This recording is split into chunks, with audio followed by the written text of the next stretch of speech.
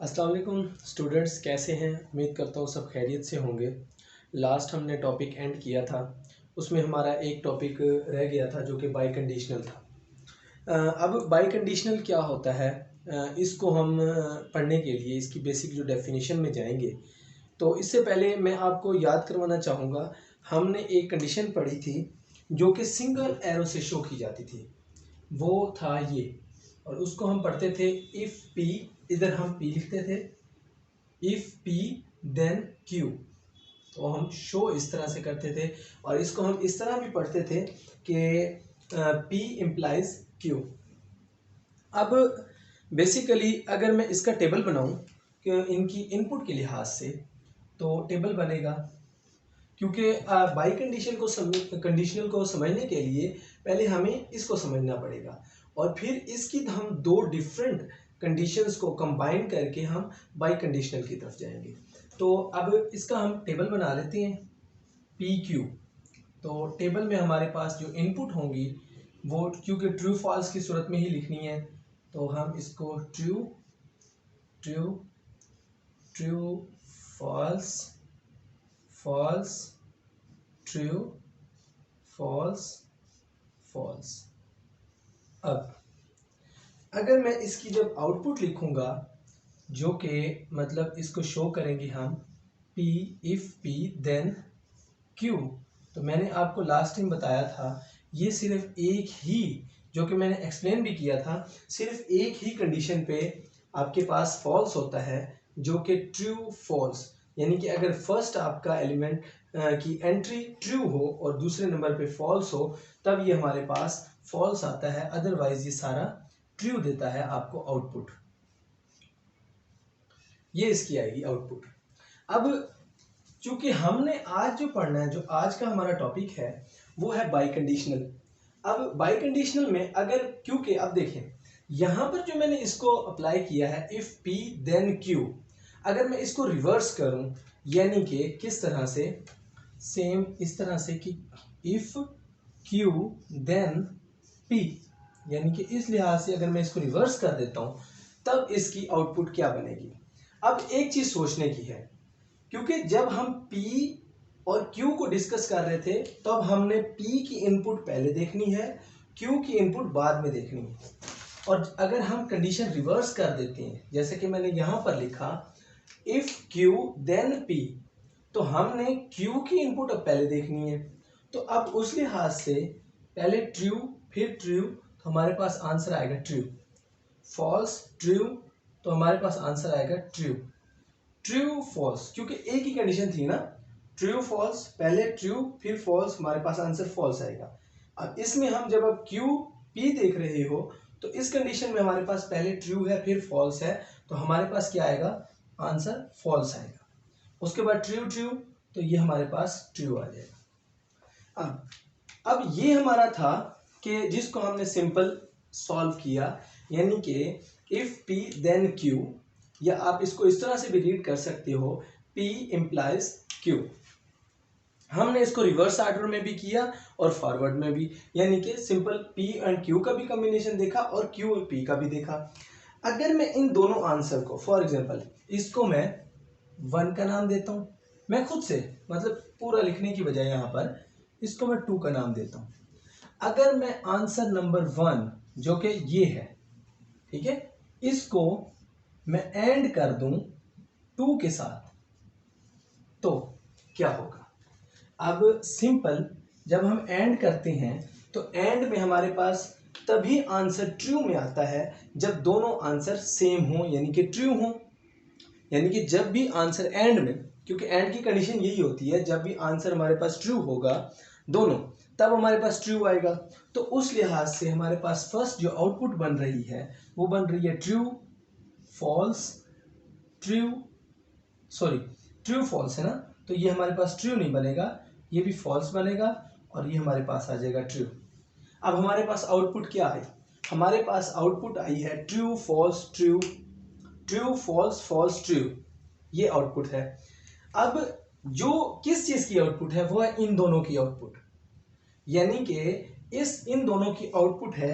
अगर मैं इसको लिखता हूं यहां पर, तो मैं किस तरह से लिखूंगा, ये आपके सामने है P, if P then Q, हमारे पास उसके बाद ये एंड आ जाएगा, और Q if Q then P। तो इस पूरी फॉर्म को, यानी कि जिसका आंसर मैंने ये लिखा है ट्रू फॉल्स फॉल्स ट्रू आता है, तो इसको हम लिख सकते हैं simple by conditional P double arrow Q। ये इसका बेसिकली टेबल है जिसको हमने फाइंड किया, और यही इसका मतलब बनता है कि अगर हमारे पास दो इनपुट हैं और दोनों को हम if P then Q and if Q then P, इन दोनों को सॉल्व करते हैं, जो हमारे पास आंसर आता है उसको हम शॉर्ट फॉर्म में P बाई कंडीशनल यानी कि डबल एरो से हम इसको शो करते हैं, और Q, तो ये हमारे पास आंसर है। तो सेम इसी तरह से अगर फॉर एग्जांपल ये तो हमारे पास PQ है, तो अगर हमारे पास A और B आ जाए तो इसको सॉल्व करने के लिए हम क्या करेंगे, A if A then B and if B then A। तो इनपुट आप खुद लेके भी इसको सॉल्व कर सकते हो। ये हमारे पास एक बाई कंडीशनल था जो कि लास्ट टॉपिक में हमारे पास रह गया था। इसको आज हमने देखा कि इसका बेसिकली पर्पस क्या है।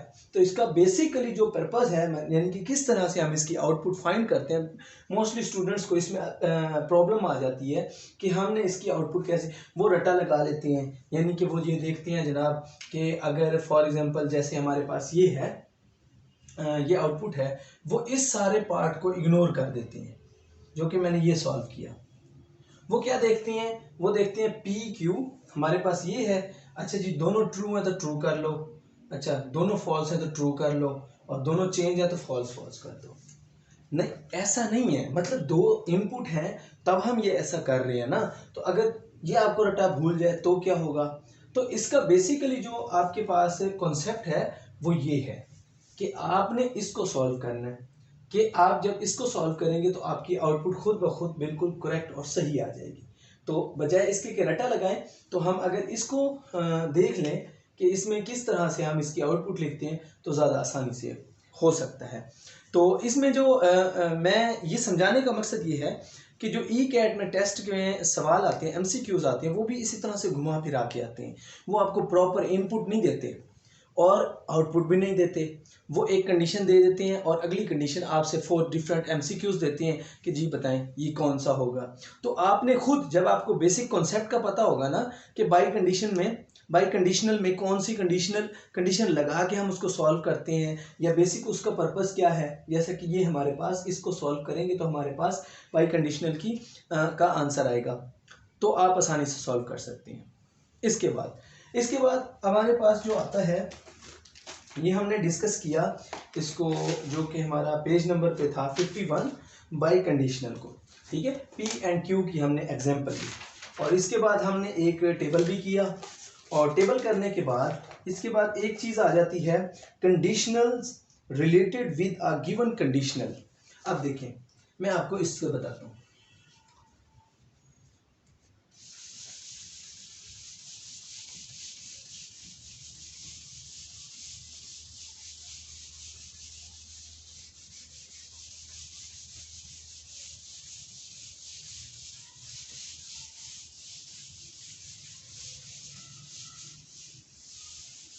अब देखें, अब जो हमारे पास जो चीज़ नेक्स्ट हमने डिस्कस करनी है वो है conditionals related with a given condition.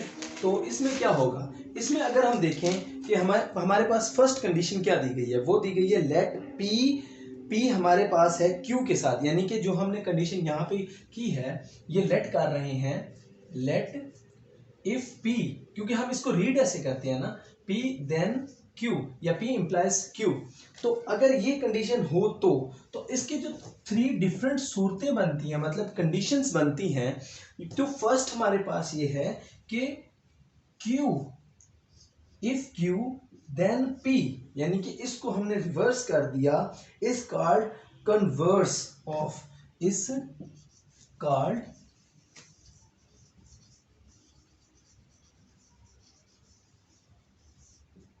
Converse of P if P then Q, यानी कि ये जो हमारे पास कंडीशन है, अगर हम उस कंडीशन को इस तरह लिखें तो ये जो कंडीशन होगी इसका कन्वर्स कहलाएगी। यानी कि जैसे हम कहते हैं सिंपल इनवर्स, तो उस लिहाज से हम इसको कन्वर्स कहते हैं। अब दूसरी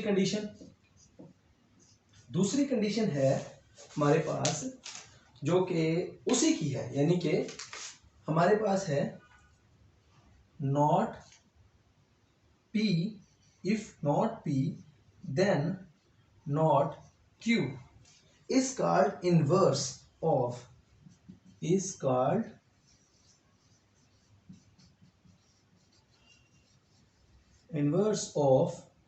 P, if P then Q, यानी कि ये उसका इन्वर्स होगा। यानी कि अगर आपके पास ये इनपुट दी गई है जो कि आपने लेट की है, अगर आप इसके आउटपुट को इस तरह से सॉल्व करते हैं तो ये क्या होगा, इन्वर्स होगा उसका। तो एमसीक्यूज में किस तरह से सवाल आते हैं, फॉर एग्जांपल आपसे को ये दे दिया जाता है या आपको ये दे दिया जाता है कि ए बी, इसका आप इन्वर्स लिखो, तो आपने इसका जो इन्वर्स लिखना है वो लिखना है not A, if not A then not B, तो यह आपका इसका इन्वर्स होगा। इसी तरह से ये क्वेश्चन, इसकी इनपुट भी दे दी जा सकती हैं कि इनपुट दी जाए और आपको कहा जाए कि आउटपुट फाइंड करो, और आउटपुट इस तरह से फाइंड करो, वो कहे जी इन्वर्स का आउटपुट फाइंड करो, तो आपको नॉट पी भी फाइंड करना पड़ेगा, नॉट क्यू भी फाइंड करना पड़ेगा, फिर आपने उस पर ये कंडीशन लगानी है और फिर आपके पास जो आउटपुट आएगी वो इसके इन्वर्स की आउटपुट होगी। यानी कि एमसीक्यूज जब हम डिस्कस करेंगे तो इस तरह की चीजें भी हमारे पास होंगी।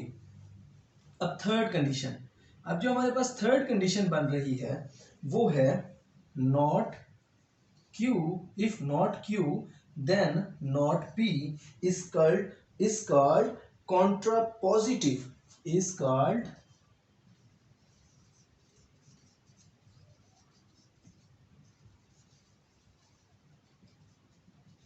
पॉजिटिव ऑफ, इसको कहते हैं contrapositive of if P then Q. Basic condition वही हमारे पास, यानी कि अब ये आपके पास तीन सवाल बन सकते हैं, converse, inverse and Contra positive.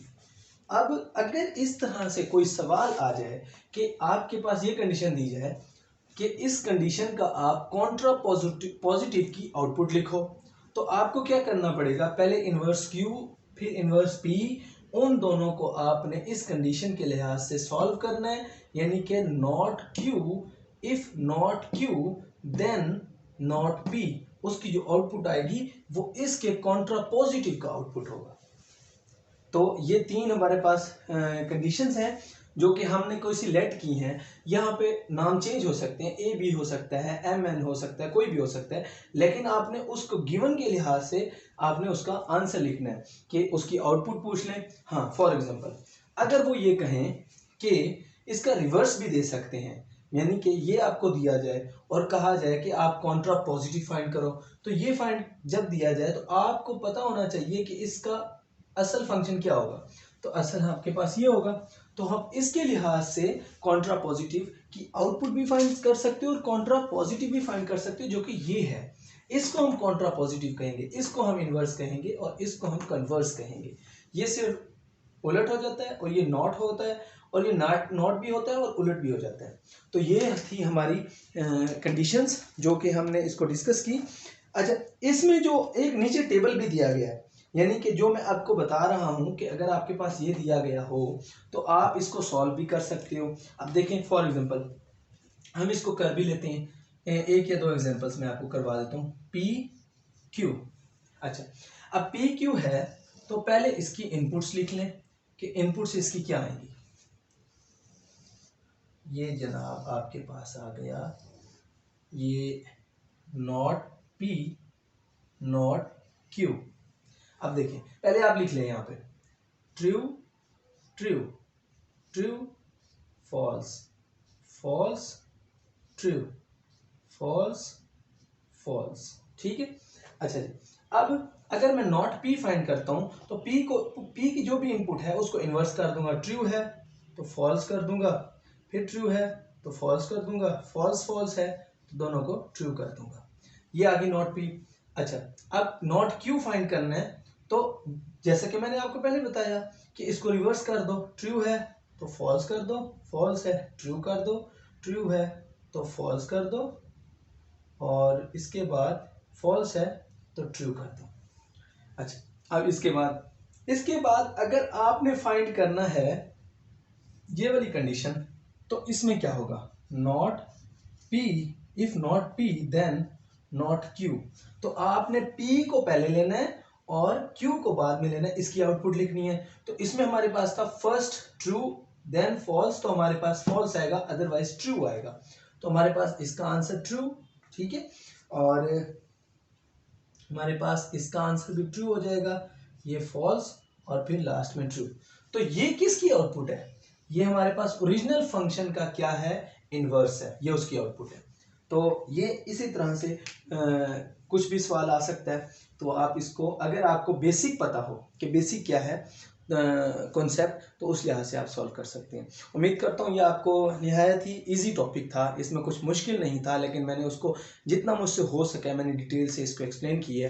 Further अगर इसमें कोई इशू होता है तो आप लाजिम बताएं। हाँ, इसमें अब किस टाइप के MCQs बन सकते हैं वो भी हम फर्दर डिस्कस करेंगे, और जब हमारा सेशन एंड होगा तो टेस्ट सेशन भी एक अरेंज करेंगे जो कि चैप्टर वाइज होंगे, और उसका टेस्ट लिया जाएगा, और जिन बच्चों के वो MCQs गलत होंगे, कोई प्रॉब्लम आएंगी, वो भी हम डिस्कस करेंगे। Okay, thank you very much.